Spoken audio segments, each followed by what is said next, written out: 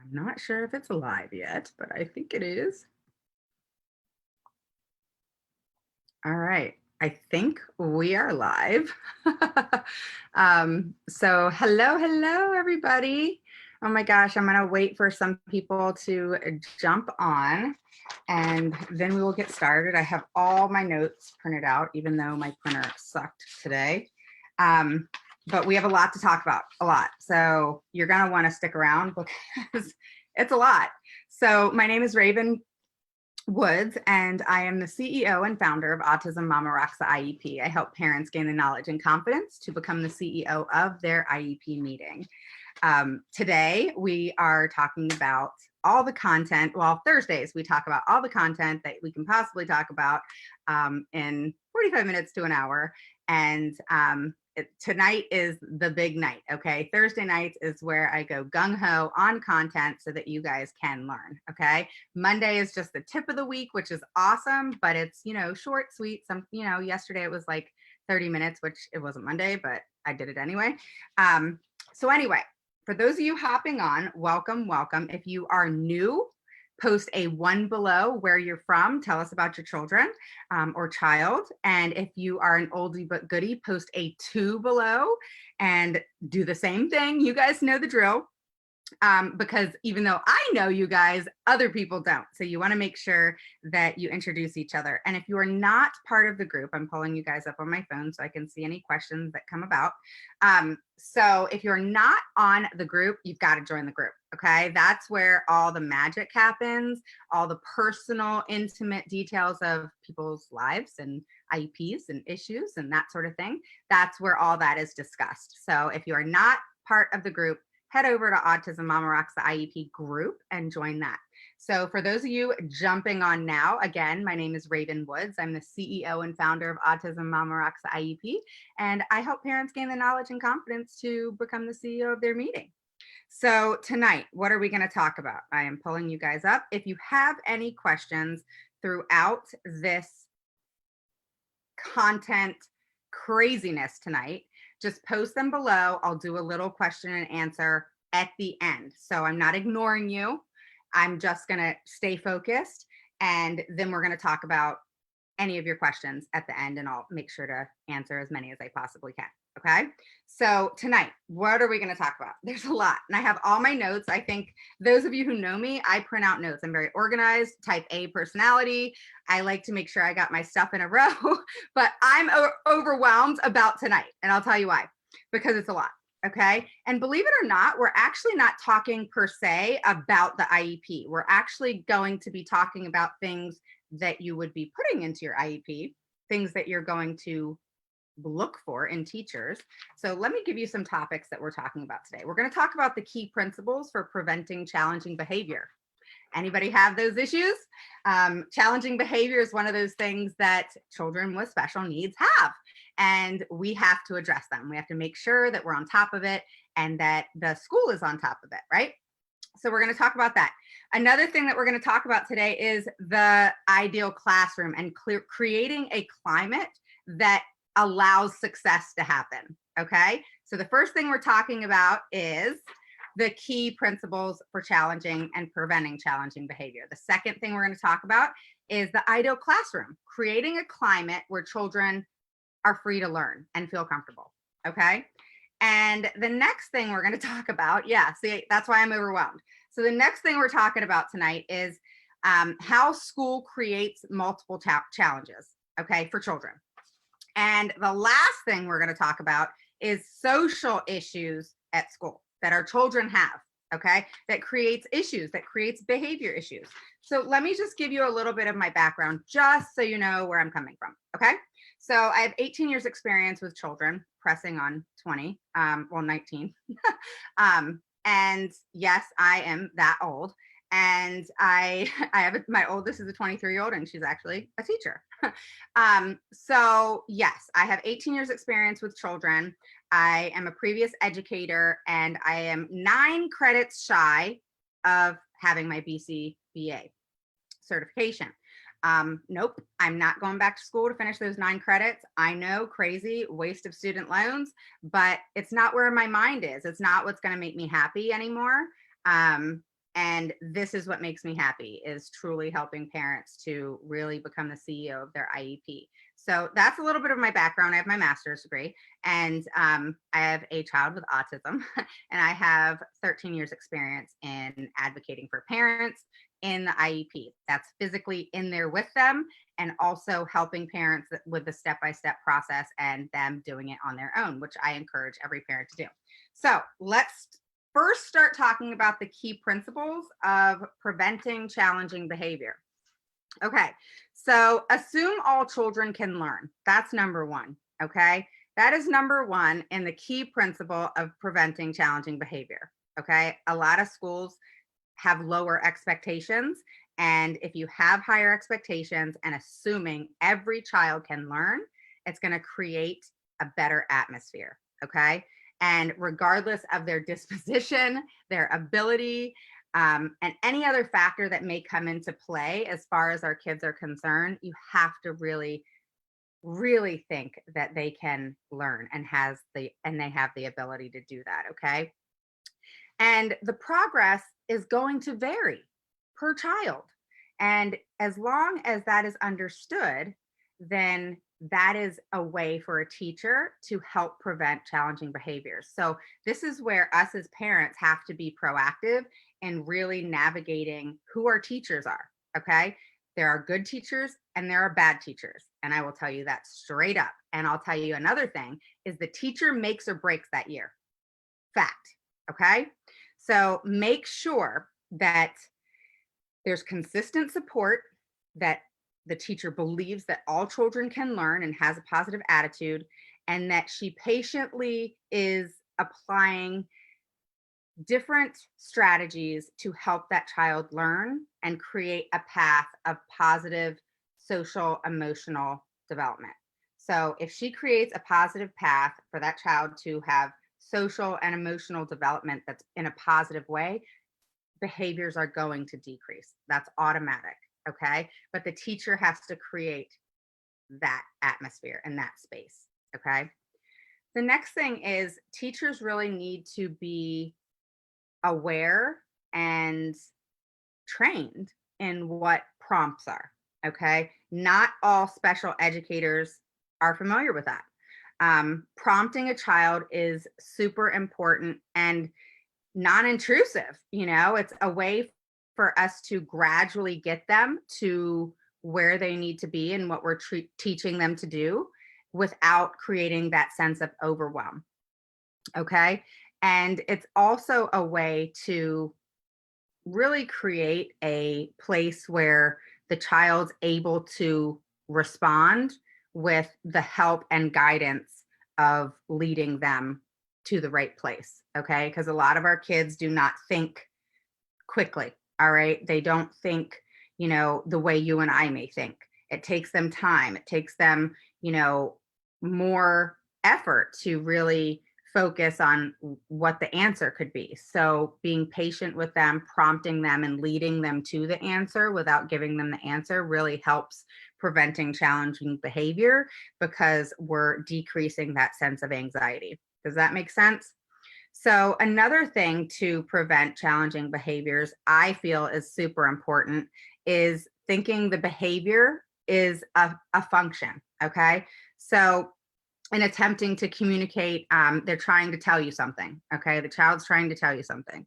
The behavior might serve as a different function for different children. Okay.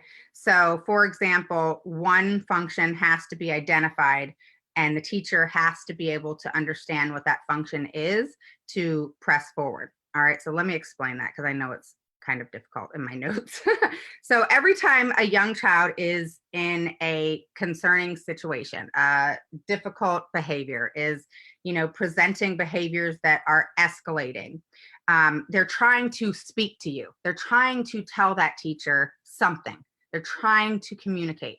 And the more a child gets frustrated, the more aggressive they're going to get, the more behaviors they're going to see. So a teacher has to be understanding of the behavior and think of it straight as a function. Why is that child having that behavior? What are they trying to tell me? And the teacher has to be able to dissect that and be able to open that child up and see what that child is trying to tell them. Because the more she can read the child, the more the child can show her through behavior, if they're nonverbal, what they're feeling, thinking, etc., then the negative behaviors are going to be less and less. Okay. So let me go over this one more time. Okay. So, one, assume all children can learn. All right. Regardless of their disposition, ability level, anything like that. Okay. And just creating a path towards social emotional development, positive social emotional development. The next thing is the teacher needs to be very familiar with prompts and how to lead the child to the answer. A lot of our kids have trouble just spitting it out. Some of our kids can't speak at all. Okay. So a teacher being very familiar in prompting a child to lead them without giving them the answer, but lead them to the answer creates less anxiety and less overwhelm for that child, so that then behaviors decrease. All right. Then the third thing is, like I said, the teacher needs to think of behaviors as a function. So what does that mean? They need to attempt at communicating with that child, understand that that child, if they're acting out, typically they're trying to tell us something. So if they're trying to tell us something, we need to listen. And it's not always listening with our ears. Okay. Sometimes it's listening by what we see and what that teacher sees. Okay. Because some of our kids tell us how they feel by their actions. Okay. And that's super important. And the last thing I want to talk about is make sure that teachers have expectations that are clearly stated and appropriate. And if it can be visible, even better. Okay. So a behavior expectation may align completely with the expectation placed on the child. Okay. So what that means is it's important to be clear with that child what your expectations are, so they're not guessing and becoming uncomfortable in a situation, which is going to create behaviors. Okay. So a teacher has to be very clear. And this is not for the for children that are in straight up, how should I say it? It's more for children that are in the least restrictive environment. Okay, is how I'm speaking, like ADHD, high functioning autism, where a lot of these things occur because they're in the general education setting. So children that are in a more restrictive environment still have behavior issues, but things are run a little bit differently. So when you're focusing on a teacher, you're focusing on who's going to be your child's teacher that year. I know that even for my two other kids that were typical, no issues at all, I was very picky of their teacher. You hear kind of around the block who's a good teacher kind of thing. And back then you were kind of able to pick and choose. But when you have children with special needs, you do have a little bit of that opportunity. So I feel like you should definitely take advantage of that if you can. And be proactive with it. Having a good teacher is going to make or break your child's school year. And the goal with our children, specifically with high functioning autism and specifically with ADHD, among other high functioning disabilities where they're in a general education curricula, you definitely want that teacher to be knowledgeable with children with special needs, even though that may not be her specialty, and be aware of what types of principles will prevent behaviors. Okay. So make sure that your teacher knows how to prompt, make sure they're clear that all children can learn and do not have low expectations. Make sure that they focus on the emotion or the behavior, not the child, because typically it's not about the child, it's about the behavior they're trying to that the behavior that the child's presenting is them communicating to the teacher what's going on. It's the behavior is typically it always stems from something: the child feeling uncomfortable, the child having anxiety, the child having sensory overload. Whatever the case may be, behavior always comes from something. Okay. And the teacher needs to be aware of that and familiar with where is it coming from, and being able to quickly transition that child in a different direction. Okay. So I'm going to move on. I know we have a lot of topics today. I'm actually going to move on to how schools create multiple challenges. Okay. I think that's an important topic. I think it's something we need to discuss first before we move on to creating a ideal climate for a child. So how schools create multiple challenges. Okay. Many challenges, I guess I should say, for children with special needs. One of the top ones is sensory overload. All right. I get a lot of comments from you guys. My child needs a sensory room. My child needs to be able to have a one-on-one so they can be taken out to calm down and relax and that sort of thing. And then be brought back into the classroom to continue to learn. Well, the thing is with sensory overload, it's a done deal if that happens. Okay. And schools need to be aware of this, and you need to make sure that that happens. All right. You have to be proactive. I call it babysitting, if you will, sometimes. But you have to be proactive in letting the school know that your child has sensory issues and that having sensory overload is only going to create problems for not just the child, but the teachers and everybody else involved and around that child at that time. Okay. So there has to be areas that that child can go to, or other things provided for that child so that they can relax, calm down, get themselves together, and then come back. So things need to be provided. And so this is, a big thing when you talk about how schools create challenges and have challenges for children with special needs. Is a lot of these things are unfortunately hot topics. So the next thing is frequent transitions. Okay, so multiple challenges in schools, or if you want to say many challenges in schools, are created through frequent transitions with our kids. Many of our kids do not do well with change. So transitioning into something else is very difficult for them and will create many different behaviors, will create anxiety and overwhelm. And all of these things affect education. So even though I'm not talking about the IEP today, I'm talking about things that will affect the IEP as far as education is concerned. And they're things that you need to think about because accommodations actually need to be put in place in reference to it, or even possibly a BIP. Okay, so the next thing that schools create in their multiple challenges for our children is academic demands. All right, and a strong,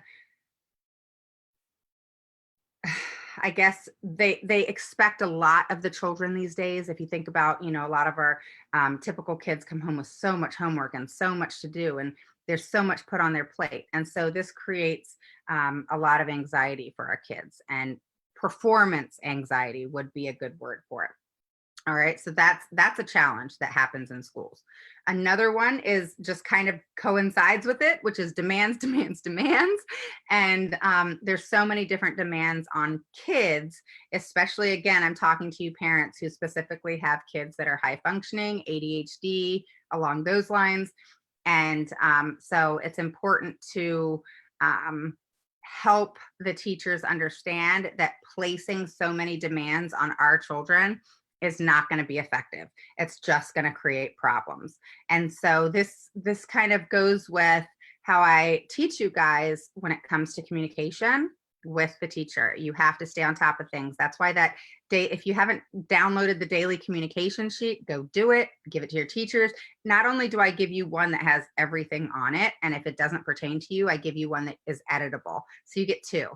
And you get the one that I have that has everything, literally, if she went to school with glasses or she didn't, or your son or daughter, whatever, it has everything in it because it's important to have that communication with your child's teacher. Okay. The next thing that creates many challenges in school is the inability to take breaks and regulate themselves in such a controlling environment. So our kids have a lot of issues when it comes to having pressure put on them, just like we were talking about demands, right? And then also academic demands. This is a lot for our kids. And with a child with ADHD or high functioning autism, this is a lot for them. And it's almost too much to put on them and then have these high expectations of them getting that done, but yet having low expectations on what they can do. It almost doesn't even make sense, but it's how things work. And it's almost counterproductive. And so it's important to, again, inform the teacher about our child and them needing occasional breaks, whether that's 5 minutes to go get some water, to go to the bathroom, to just walk around the classroom, whatever it is.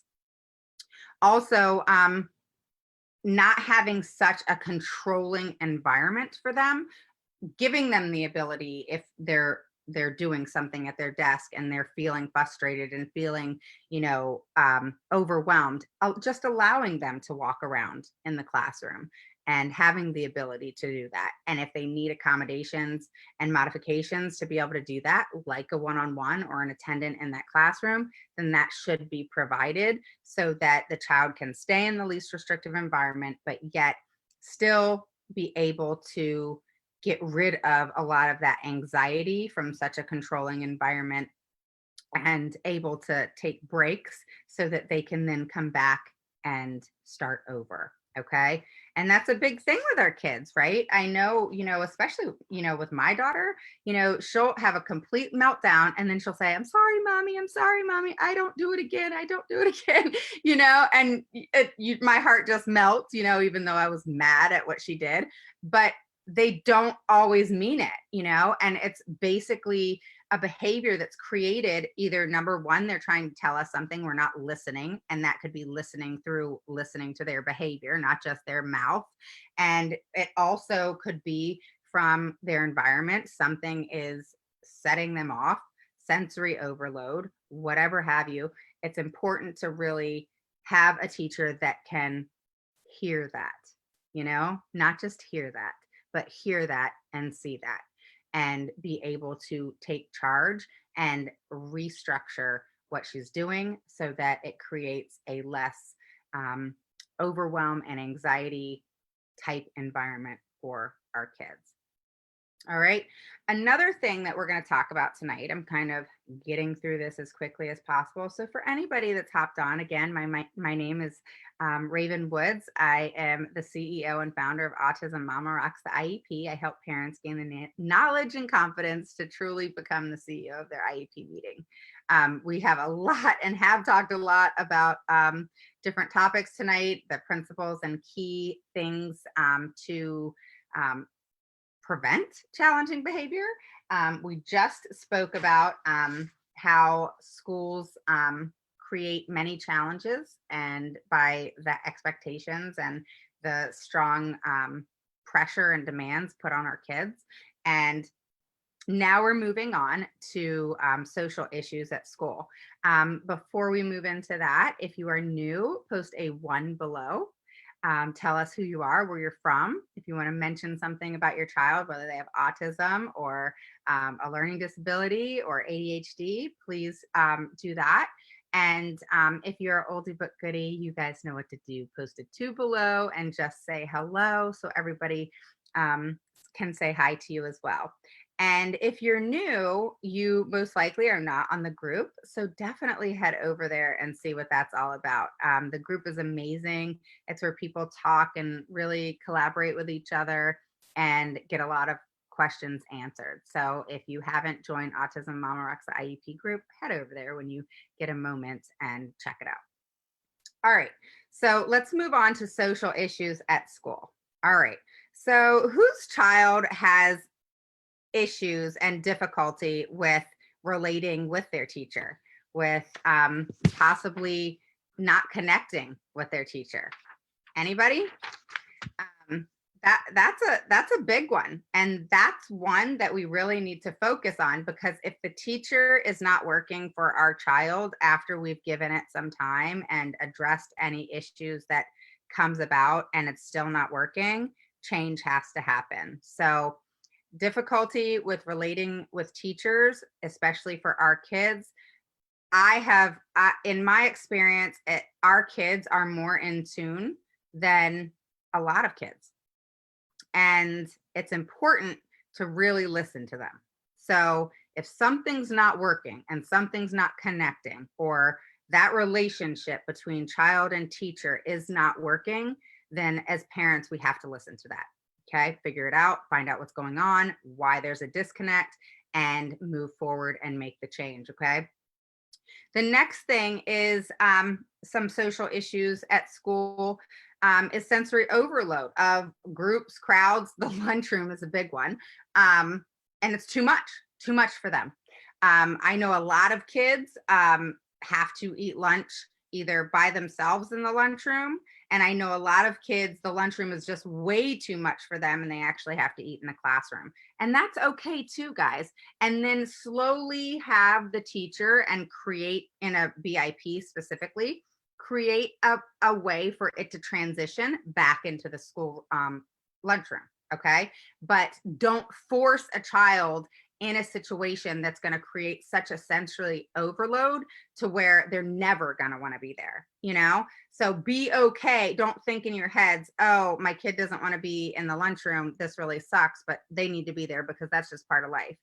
Don't do that, because you're just going to create opposition and you're going to create a situation where you may not be able to come back from. So take the child out of the situation, allow them to have a quieter atmosphere to eat lunch and have less anxiety and overwhelm. Create a BIP that will help them and has a plan of action to then transition them back into the lunchroom slowly. That is something that is so important for our kids, because if we force them in a situation, it can truly blow up in our face. I know many of you probably know exactly what I'm talking about. So don't force them to do something that you want them to do because it's normal, whatever normal is. And be okay with eliminating that issue that is creating overwhelm and craziness for them. And my Surrey keeps coming out, it's driving me nuts. Okay. And allow them to have that time, and then have a BIP put in place so that it then transitions them back to the lunchroom. Okay. And then start that process over and see how it works. If you have to remove them again and start over, do that. Okay. And sometimes it takes a couple times, and that's okay. It's okay, guys. It's okay. All right. And all this can actually be put in a BIP. Okay. And it's something that you should be very open to, because BIPs should have a strict and focused plan of action that literally, if you dropped your BIP off on the street, that anybody picking it up would be able to say, okay, that's the child's behavior and this is what they're doing to change it. Same with your IEP. Your IEP should be able to be thrown in the middle of a street and somebody, just a random person, pick it up and know what those goals mean exactly to a T, and when they're going to be accomplished, when they're going to be mastered, exactly what services that child has. So that's how specific it needs to be. We talked about that yesterday, right? All right, so let's move on to more social issues at school. Misunderstanding of their behavior. A lot of teachers, gen ed teachers, misunderstand a child's behavior, okay? Because they have so many kids, and focusing on a child's specific behavior is very difficult. And so the misunderstanding of the behavior creates more behaviors because our child is not being listened to, heard, and understood. And then it creates a bigger problem. Okay. So having the child in a classroom with a teacher that is open to your thoughts, suggestions, and ideas, so that it creates a better atmosphere and less misunderstanding, that is important. Okay. It's our job as parents to educate the teachers on our child. It's our job. Okay. Teachers just don't miraculously know our kids.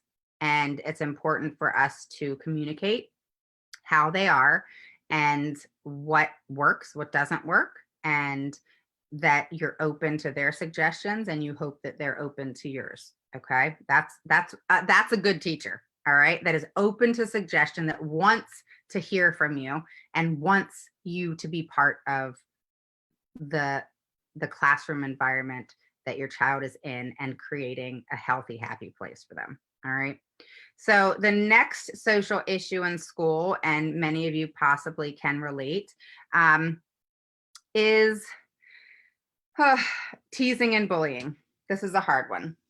So I've heard from many of you that your kids have been teased and bullied. And as a parent, my heart breaks for you, and I cannot imagine going through that. It is not something you should tolerate for 1 second. And I mean for 1 second. Okay.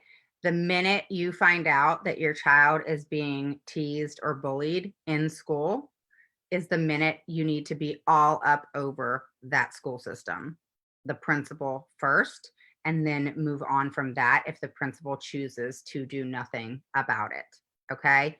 And what I mean by that is um, there's not a discussion. Okay. As far as, why are you letting this happen, et cetera, et cetera. It's a discussion based off of, this is what's going on. This is not allowed. It's against school policy. There's repercussions for this. Why haven't they taken place? And you make sure that you get your point across. This isn't a discussion of if they allow it or not, because they obviously are. But on the other hand, make sure they are aware of it. All right. And then you have to really gauge if they're full of you know what, or if they really didn't know. Okay. Because a lot of times, unfortunately, educators could ignore it or think that they're going to handle it themselves and then not tell the parent. I've been told so many situations that just shocks me, where a child with special needs hit another child and then the teacher didn't even tell the other child's parents. If my child hit another child, I would want to know, and I think the other parent has the right to know. That doesn't mean it's our kid's fault because they have special needs, but I'm also big on, we have to correct them. We have to teach them. And to not tell other parent is just crazy, So we have to be proactive in being involved in what's going on in the daily classroom and what the teacher's doing, and really focused on if they're being productive and efficient in helping our children really be in a healthy place. Okay. So the last one I want to talk about is unrealistic expectations. When there's unrealistic expectations of our kids, it creates a hostile environment, because then our kids are not comfortable in the classroom because there's expectations of them that they feel like they cannot live up to, and then they feel less than, and it creates behavior issues. So creating an atmosphere where our kids feel included and feel that it's a positive environment, where if there's something that can't be done because they're unable to do it, that another route and way can be provided to them so that they feel successful and want to continue learning. All right, so now we're going to move on to the ideal classroom climate. All right, so I'm kind of leading into this from what I was just talking about, and basically creating a climate in the classroom for success, which is huge. Okay. This has been kind of a tough topic because challenging behaviors can be very complicated. They really can. And there's so many different behaviors that our kids can show.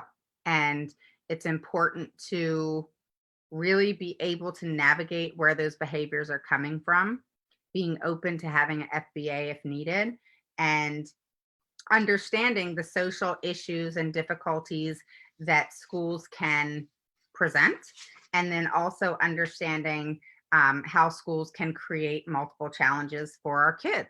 So, understanding these things and understanding where certain behaviors are stemming from is important, and not allowing the school to 100% blame our children, and it being a team based thing where us and the teachers work together and collaborate and work towards helping that child have a anxiety free, less overwhelmed, safe environment in which they can learn. All right, so now we're going to talk about the ideal classroom that creates success. Okay, so it's important to understand that parents of kids with, say, learning difficulties, attention challenges, ADHD, um, in the right kind of school, your child's going to learn. Now, it's up to us to figure out, is a public school or a private school the best place for a kid?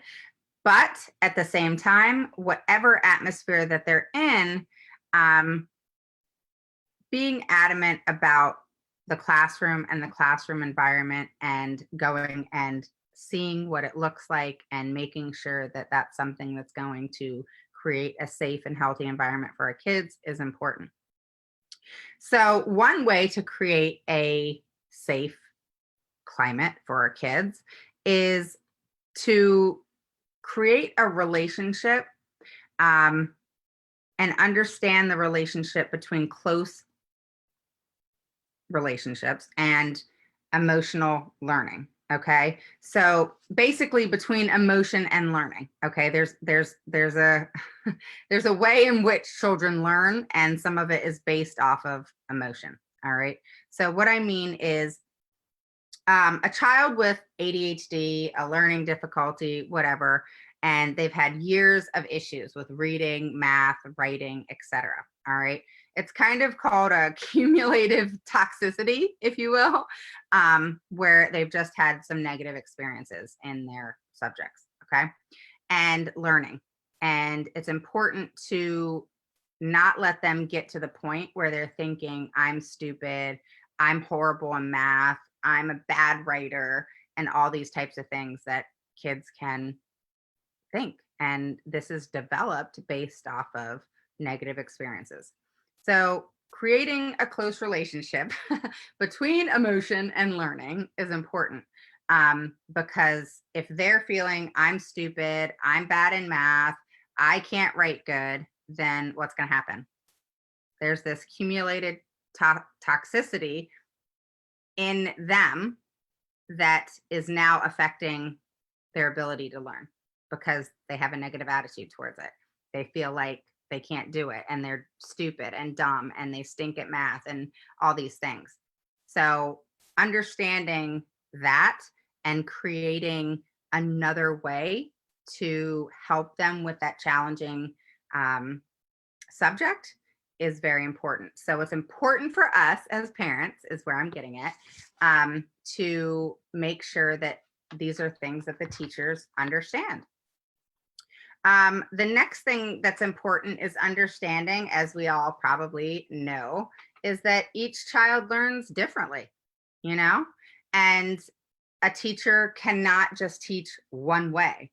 And just like our IEPs are not a one size fits all, it's important to understand that kids don't learn one way. There's multiple ways of learning. We all hear about auditory and visual, et cetera. But bottom line, there is not just one way to learn. Okay. So the next thing is the learner has to come first and the curriculum second. All right. So what does that mean? Right. So creating a positive mindset will increase success for your child. All right. And a child with a history of failure, like we just talked about, and frustration approaches new challenges with a lot of anxiety, and that gets in the way of learning. So, a good teacher knows how to set what I call the confidence anchor, that allows the student to step into new territory, if you will, with more confidence. And then the teacher is able to create a way for that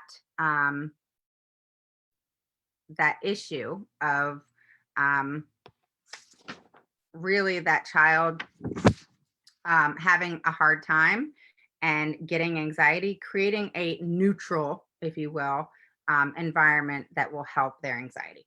Does that make sense? So let me kind of repeat that. All right. So the learner has to come first. Your child has to come first, and then the curriculum has to come second. All right. So the teacher has to create a positive mindset in your child to increase success. Okay. And the teacher has to help the child who has a history of failure, kind of like we were just talking about, a child that says, I'm dumb, I can't write good, I'm bad at math. And they need to help create new approaches, new challenges to get rid of the anxiety and create a better way to learn and different ways to learn and more creative ways to learn. That's very important. And to be able to neutralize that anxiety so that the child can then be able to do the task, classwork, etc. All right.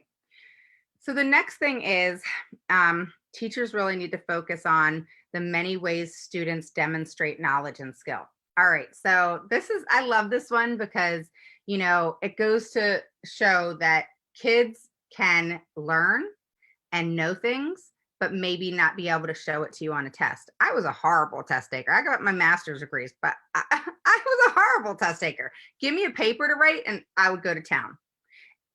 Give me a test. I had anxiety. I had overwhelm. I literally would sweat. It was horrible.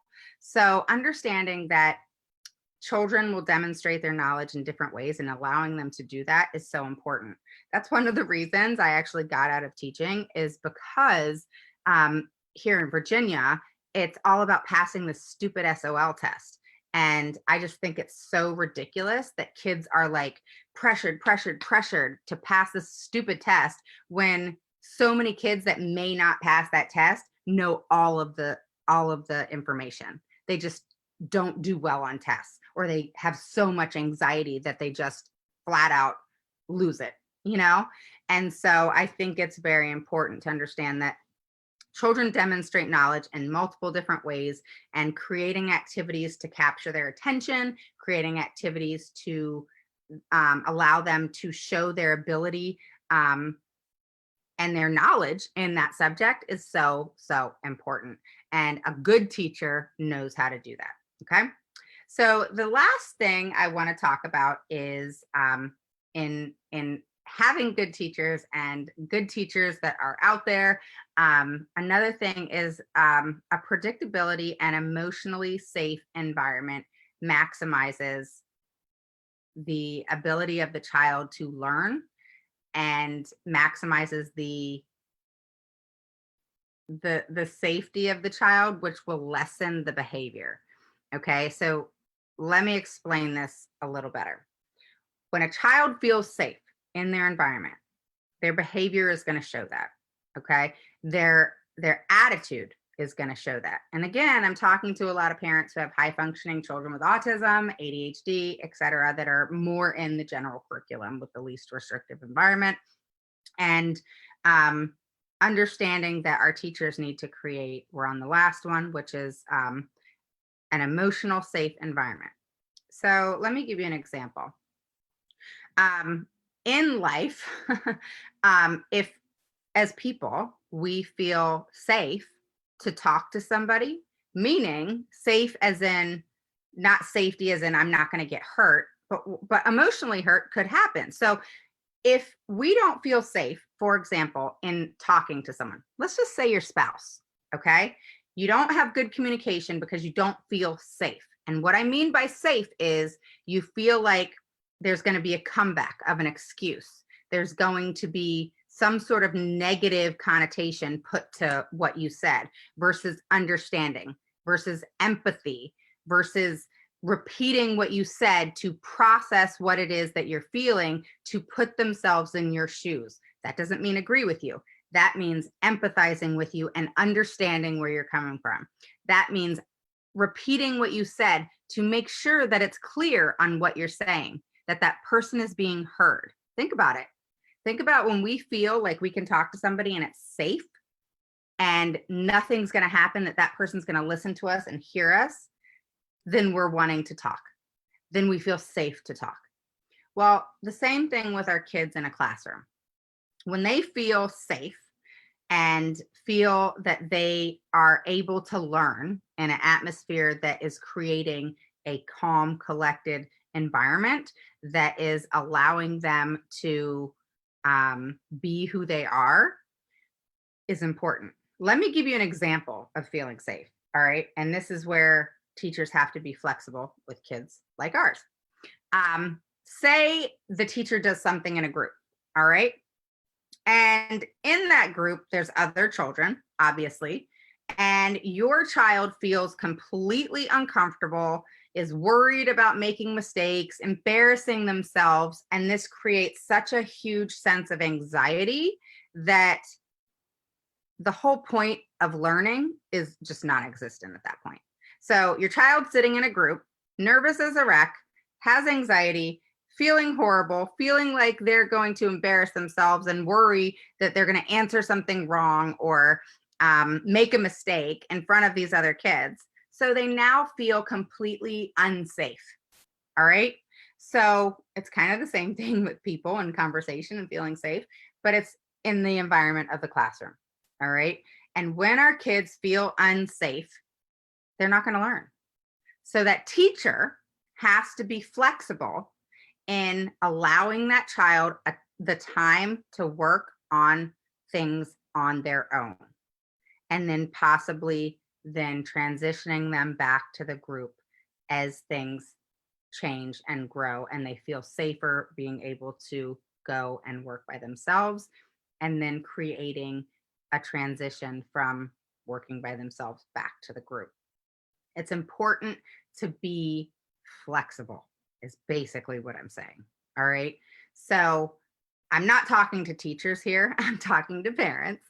I'm telling you guys that it's super important to understand the atmosphere and the environment in which your child is in, and really think about not just hearing, hey, your child's tapping his pencil, your child's being, mean to other students, your child's getting out of his seat, your child this, that, the other in the classroom, and you hear all these negative things that you guys have messaged me.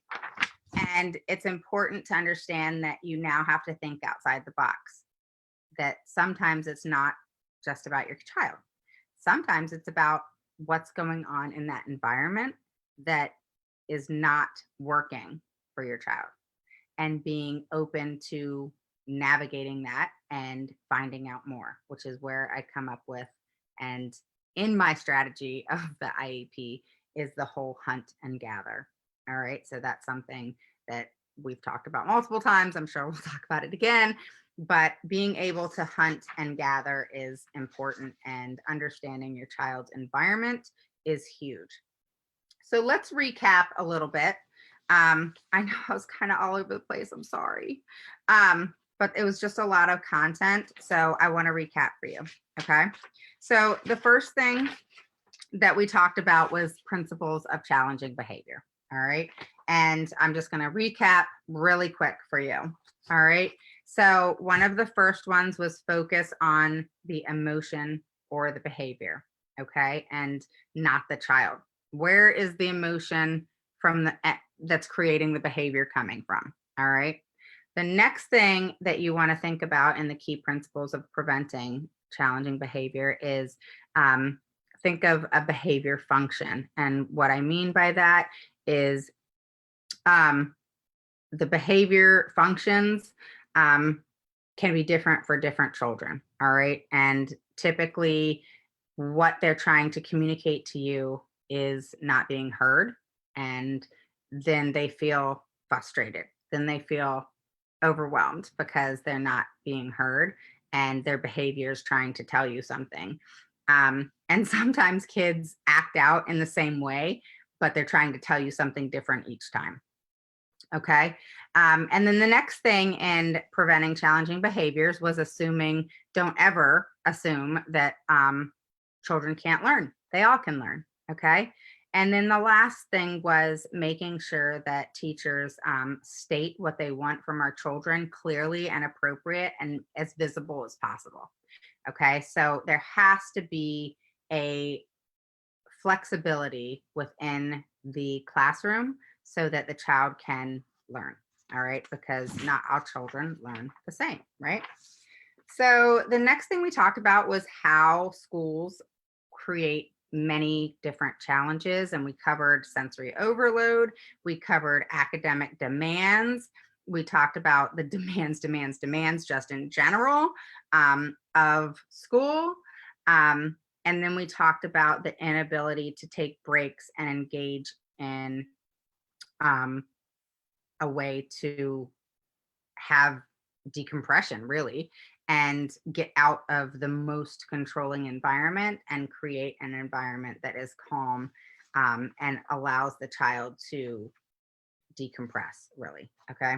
So the next thing we talked about was social issues at school, and we talked about difficulty with relating with peers. We talked about difficulty relating with teachers. We talked about unrealistic expectations, the misunderstanding of the behavior by teachers. We talked about sensory overload of groups and crowds. We talked about teasing and bullying, and then the many social demands and sensory demands. Okay, that was the second to last thing we talked about. Then we just talked about how to create a climate, really an ideal climate for success. All right, for your child to feel safe, which is important. We talked about the choice of private versus public school, and it doesn't matter. The teacher still needs to be flexible. We talked about a child having negative experiences, for example, with writing, math, reading, etc., and that creating cumulative toxicity in that child to where you'll hear children say, I'm stupid. I don't know how to do this math. I'm horrible at math. I'm a bad writer. I can't type, all those kinds of things. The teacher then needs to create an atmosphere where the child feels safe first, and then needs to change how she is teaching a subject so that that child can have positive things happen, so that that train and way of thinking, that negative way of thinking, can change. Okay, so there has to be success for that negative thought process to change, which is going to create issues in learning. Okay, so that's really important to focus on. Okay, the next thing we talked about in creating a climate that's safe and a place that our children want to be and able to learn is a positive mindset. Okay, and understanding that the learner comes first, your child, and the curriculum comes second. And we talked about neutralizing anxiety and helping the child believe that he or she is able to do the task, and to really get away from the anxiety that gets in the way of your child's learning. Okay. The next thing we talked about, I know this is a lot, right? So the next thing we talked about was creating activities to capture the attention of the child. And we talked about different concepts being taught, and that there's many ways to demonstrate knowledge and skill. Okay. And then the last thing we talked about was emotionally safe environment maximizes success. Okay. And decreases behavior. And it's really just basically creating a place where our children feel safe. And I gave you the example of, if you have a child working in a group and they have anxiety because they don't want to be made to feel dumb, they don't want to embarrass themselves, they don't want to make mistakes, and then they're not going to be able to learn. I need some water. They're not going to be able to learn because they're feeling so much anxiety that learning kind of went out the window. So we then have to take a step back as teachers and be flexible and let that child work on their own in a safer environment away from the group, and then eventually transition them back to the group. Okay. So that was today's subject. I am B.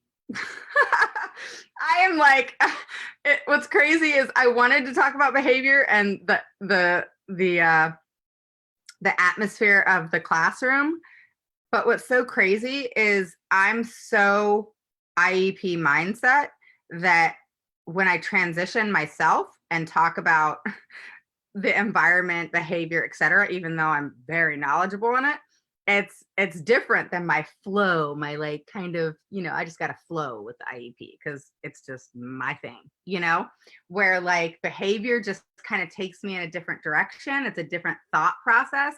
So I feel like I'm not as efficient in how I present it. So I apologize for that. So now I'm going to look at all of your all's comments, but I just wanted to kind of put that out there because I have such confidence when I talk about the IEP. I know my stuff. If I don't know it, I'm going to find it out. And that's where my strength is.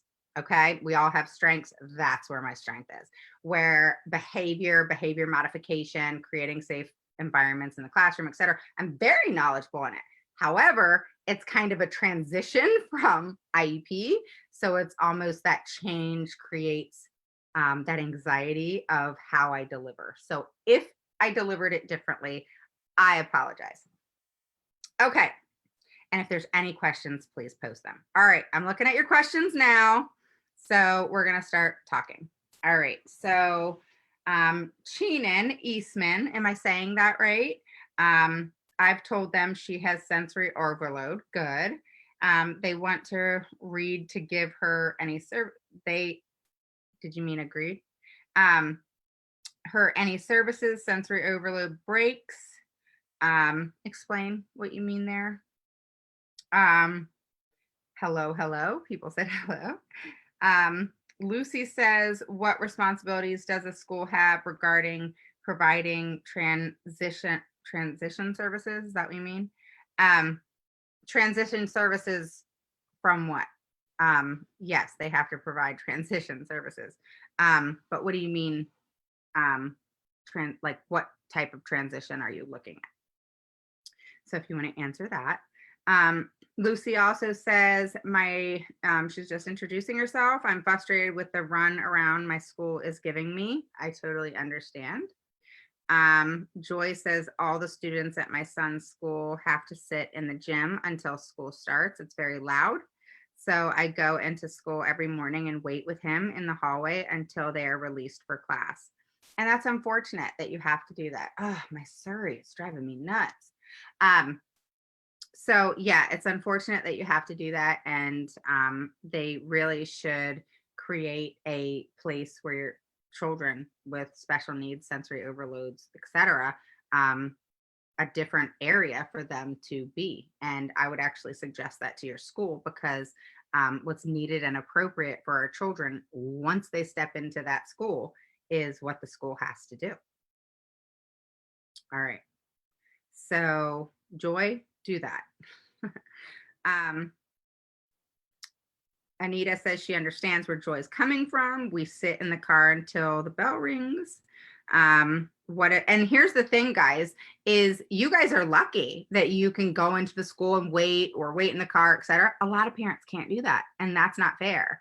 And it's not right of the school to make that a situation, So it actually should be given to kids, but us parents have to voice it. So make you be the voice of change. Okay. All right. So is it Itzel Jamie? What if another student picking up him some special need classroom? I'm not really sure what you're saying. If you want to, I'm guessing you're saying, what if another student's picking on him? But if you could repeat that for me so I can answer it, that would be great. Heather says, I've noticed that my son has a big struggle with his social skills when he is spoken to, he has to think about what he's going to say. If he can't put it into words, he won't speak and gets upset and mad. Kind of like what I was talking about, right?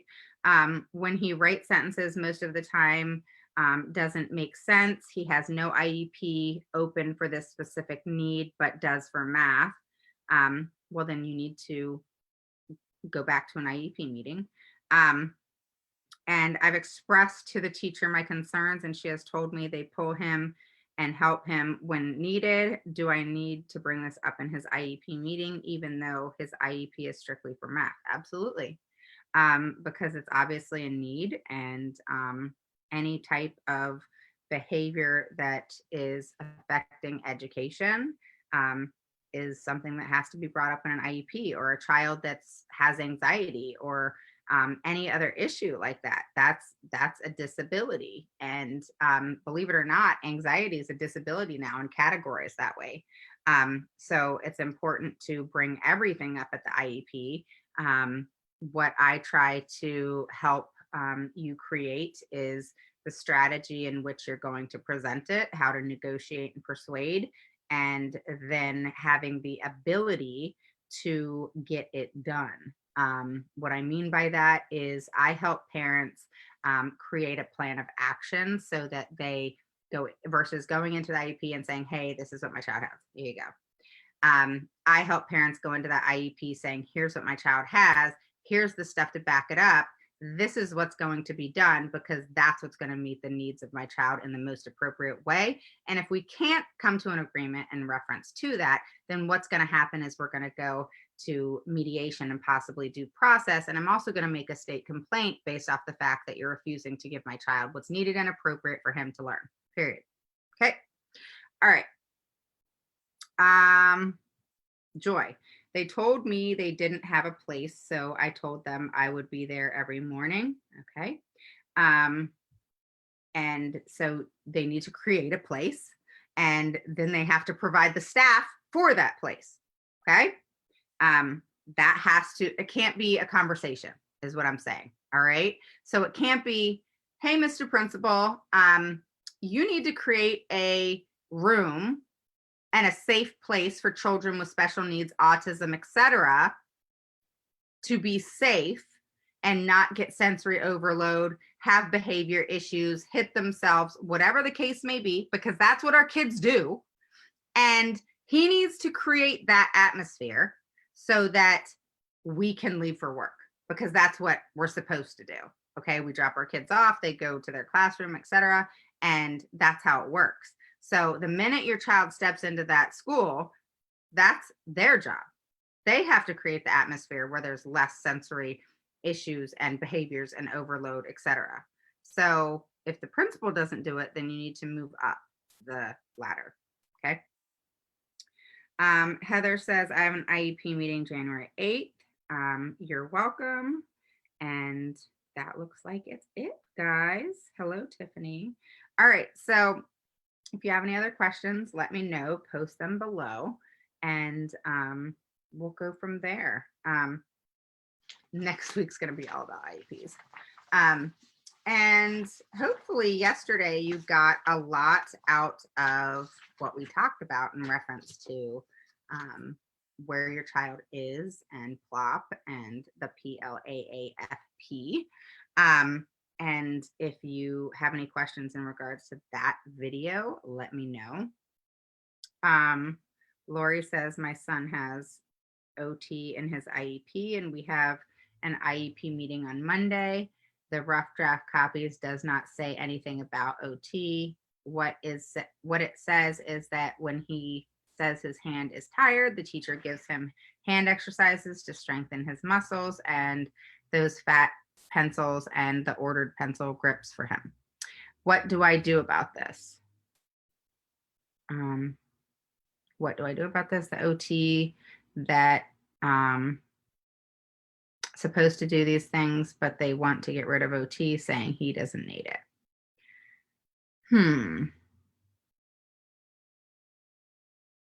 So I'm confused. A rough draft copy of what? They gave you a rough draft copy of the IEP before you went to the IEP? Please tell me that you're not saying that. Don't piss me off tonight. Please, please don't piss me off tonight. Look, see, I don't have the cast on anymore. For those of you who don't know, I had surgery. I tore my ulnar collateral ligament in my thumb, and I had surgery on the 20th, and I was in a big brace.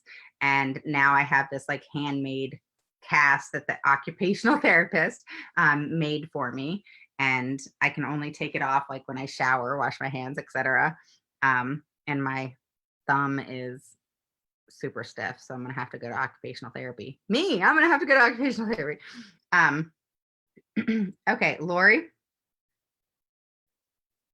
never, ever, ever. Okay, this is like, don't sign your IEP in the IEP. Never, ever, ever, ever. You know how I say that?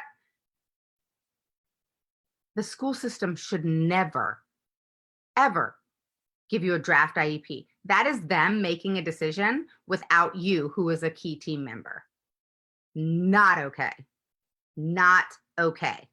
I would rip that up. I'd walk into that meeting. I'd actually rip it up in the meeting. I would walk into that meeting and rip it up. And I've done that, guys. I've ripped up an IEP and in the director of special education space before. Yeah, that was me. You absolutely should never. Okay, here's the thing. All right, I was actually just writing this in my course. People ask me, should I get a draft IEP so that I can review it before I go into the meeting? No. You have your old IEP, or you have no IEP and you're going to get one and create one. But if you have an IEP, you have your old one, the one you signed. That's the only one that means anything. There's no new IEP. There's no new draft IEP because you haven't had a meeting yet.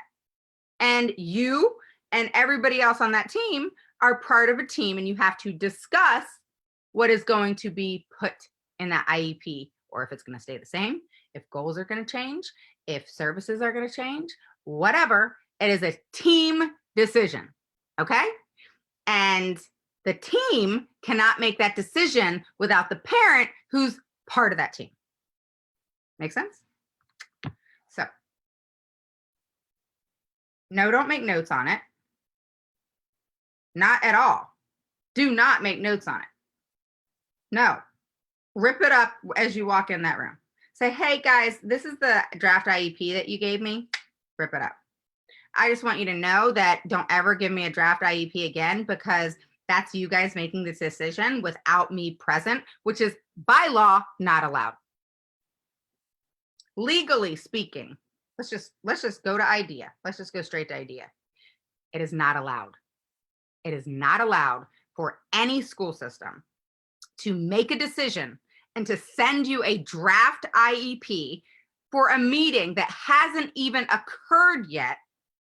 You are a key partner in that team, yet the school system sent you a draft IEP that basically said, we don't care about what you have to say. We made the decision. Here's your draft. Come to the IEP, sign it. No way. No way. No way. No way. Absolutely not. I'm sorry. No way. So I would not make notes on it at all. I would take your old IEP. I would write down based off what your concerns are, what you feel the needs are, why, have supports to back up your why. My child needs OT because A, B, C. Okay. And you're welcome to message me on this. If your child has a need, okay, and they need to have a service, number one, just like we talked about a little bit yesterday, you need to have SMART goals, okay? Specific, measurable, actionable, realistic, and time limited, okay? So in reference to your child's writing, Lori, you need to make sure that you write all that down. What specifically does your child need to accomplish? What is the thing he has to do? The action word. What is it that's actionable, just like I said, the specific and actionable go together. Specific, he needs to learn to write, hypothetically. Action is he needs to learn to write, okay? Realistic is my son needs to write 5 sentences with periods, okay? That's just hypothetical, just guessing, okay? Because I don't know what your child can do. Then you need to move forward with time limited. Okay, so my child will write 5 sentences with a period by April 1st. Okay, that's how specific it needs to be. So you know clearly that your child needs to learn to write, and your child needs to learn to write 5 sentences with a period. Very specific, very realistic, very measurable. Then there's a time put on it. My child needs to learn how to write 5 sentences with a period by April 1st. That's a SMART goal. So whatever your child's goal is with OT, make it SMART, okay? And you need to make sure that you write down in advance, get rid of that draft IEP. You have your old one, go off that. The draft one is crap, throw it away, get rid of it, and make sure you make yourself clear on them never, ever, ever sending you a draft IEP and making decisions without you present ever again. And that based off idea that is not even allowed. It's irrelevant. It doesn't even matter. That IEP means nothing that they sent to you. There's no draft IEP. That is nothing. That's just a piece of paper, because by law, they cannot draft anything up and make decisions without you present. They can't do that. So, yeah, so that's where I am on that. They also said he doesn't need ESY. Why? Why doesn't he need ESY? Tell me why. What's their reasoning?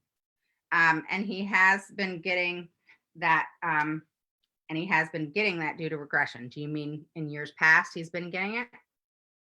So, Lori, what I need to know is, and I'm going to jump off here in a minute. What I would need to know is, one, what are you requesting in the IEP that's different from what he has now? Okay. I'm actually putting out a service pretty soon on where I review IEPs and then give it back to you with everything that needs to be changed. And the wording that needs to be changed, and talk to you for an hour in reference to what do you want in this IEP? How do you want it to look? What do you want to go after, etc.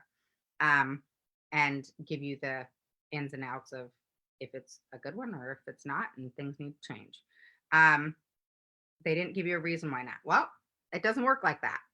And so you need to be proactive in requesting another IEP, which you now have one. So that's where it needs to be addressed. And you need to let them know that your child needs ESY and they can't take it away if he's had it each and every year. They can't just say, no, we're not giving him ESY. So if you need to move further into taking other action, then that's what you need to do. But you can't just accept the fact that they said, no, he can't have ESY, because ESY is crucial for all of our kids. And it's not based on regression. They can't just say your child doesn't qualify for ESY because he doesn't regress. That's one of the reasons, but not all the reasons. And kids can even get ESY specifically in one area, like OT or just math or whatever, reading. It doesn't have to be everything, So ESY can be super, super specific, just like the IEP. It's an IEP within itself, just for a period of time within the summer. And it doesn't even, a lot of schools will say, oh, we only do ESY from 8 to 12 o'clock. And that's all we provide. And it's only for these 4 weeks. Okay. No, they can actually provide it from the end of school to the beginning of school and create a place where your child is going to learn. And that's important, especially if it's needed and appropriate for your child. So any more questions, guys? These are good questions. I'm glad you guys are asking these. Just make sure that you really go into that IEP, Lori, prepared. I struggle with parents going into IEPs wanting this A, B, C, and D, and then having no plan of action in how they're going to get it and what they're going to do about it. Um, so you really need to create a plan of action for yourself and be very clear on the things that you're requesting and be very clear on why you're requesting them.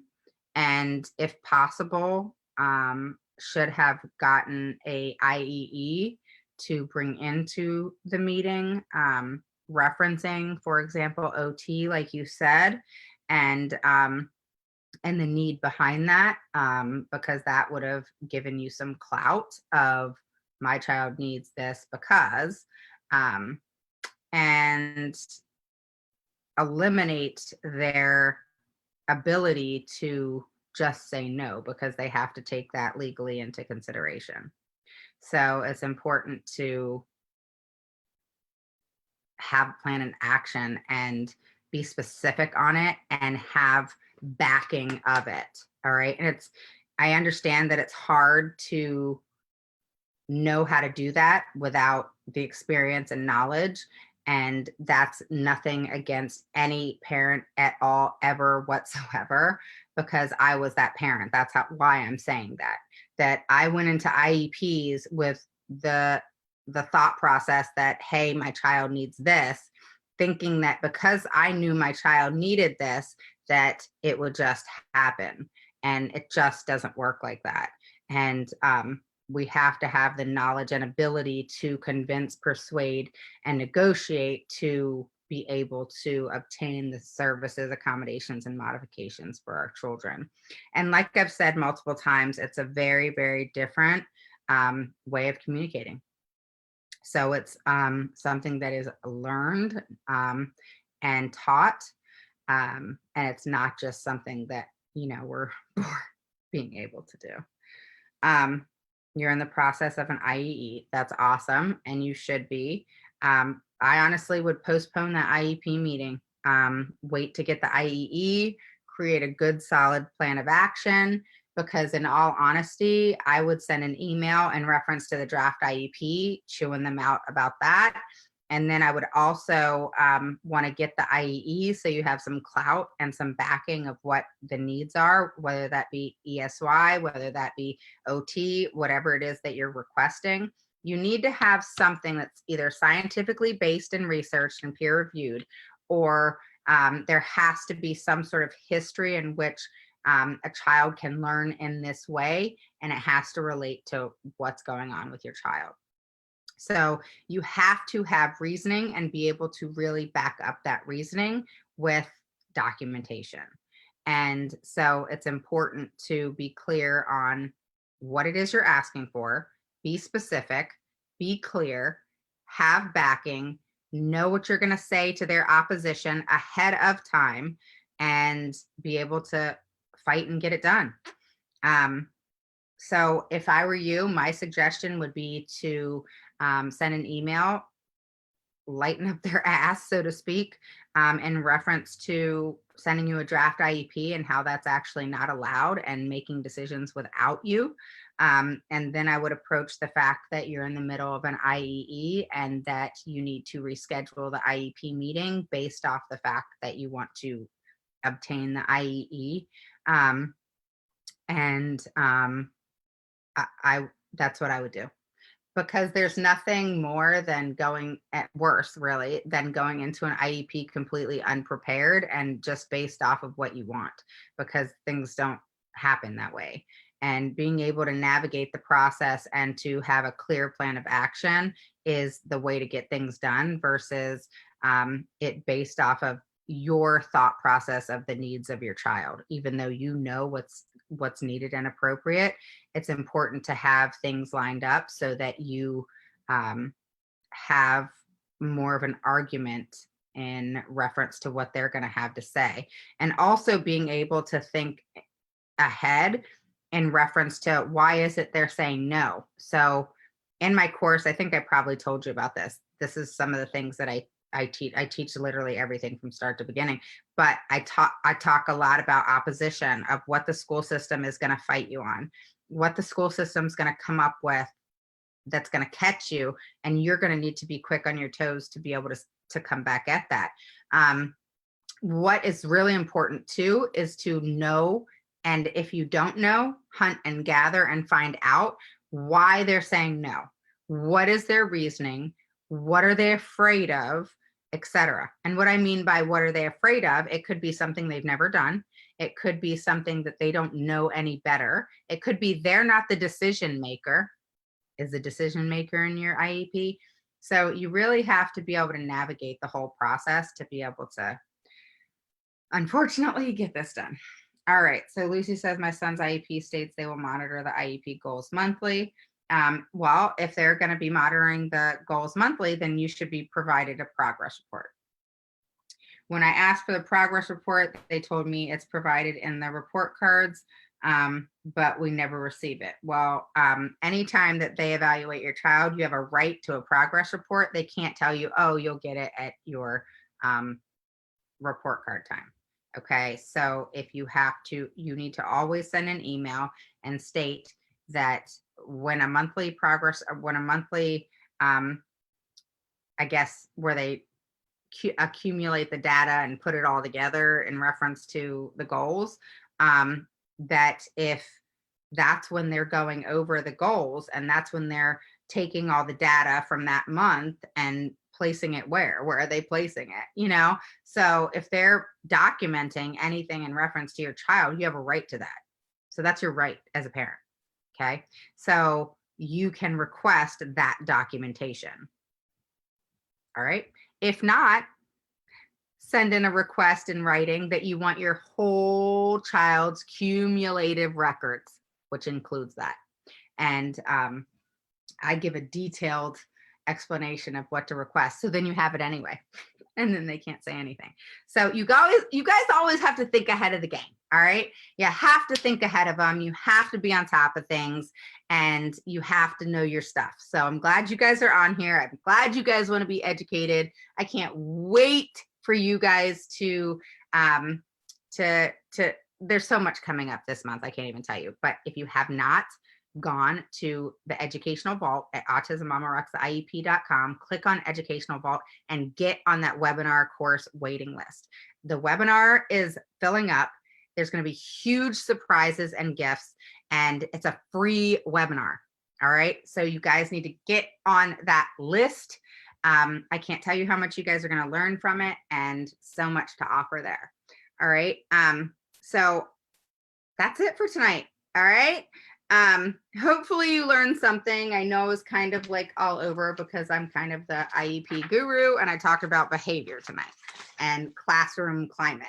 So, but I felt that it was important because the classroom climate and behaviors and things that trigger our children in schools are important. So it's important to understand that we have to have open and clear expectations for the teachers. And we also need teachers that are open and flexible and understand that children don't learn one way, that children need supports, and that those supports need to be provided. If not, behavior issues are going to occur, which is going to make their life hell. So they might as well be flexible. And that's just important stuff. And to understand that all kids can learn, and that kids learn differently, and all those types of things that we learned tonight. So have a good night. I know this was longer than expected. If you have any more questions that you think of, just post them. Real quick, Lucy says, my son's IEP states they will okay, we went over that. Okay, so I told you about monitoring the goals and progress reports and how important that is. It's funny because I was writing about progress reports today for my course and all about progress reports. And progress reports are required by law. They have to be given like report cards, which are quarterly. That's the law. All right. However, children with special needs, their parents can request progress reports more than that. And you have every right to receive copies of if in your child's IEP, it says that they're going to gather your child's information each month, then you have a right to that information. You have a right to have it. If not, ask for their cumulative record and a copy of it. And by law, you have every right to have a copy of your child's cumulative record, and you can ask for it every month if you have to. And then they're going to really get pissed off. So they'll give you the progress report. I promise. All right, guys, have a good night and message me if you have any questions. I know I can be a tough cookie sometimes, but I just want you to get this done. And I want you to be knowledgeable and really nailing it and understand the fact that certain strategies that parents can take aren't as efficient as others. And it's important to not be in a rush to have an IEP, to be okay with, okay, we need to reschedule this so I'm more prepared and I have things in a row and all my ducks in a row. So it's a more productive, efficient, and pleasurable meeting, if at all possible, than, a meeting where you're kind of all over the place. You wish you had the proof. They're saying no. There's this opposition on their part, and it's just hell. So don't put yourself through that. Okay, Lori, or anybody else for that matter. And be prepared. And if you need help, I'm here. Okay. All right, guys. I'll talk to you later. Bye.